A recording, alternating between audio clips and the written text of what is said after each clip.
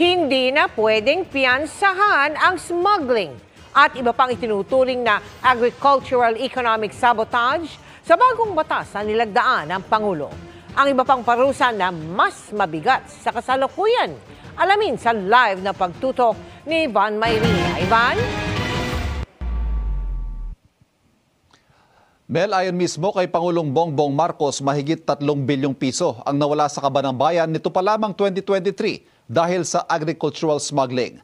Pero dahil daw sa Anti-Agricultural Economic Sabotage Act na pinirmahan ngayon pa lang, ay magdadalawang isip na raw itong mga smuggler at hoarder dahil sa mas mabigat na parusa at mas malaki multa sa pananamantala.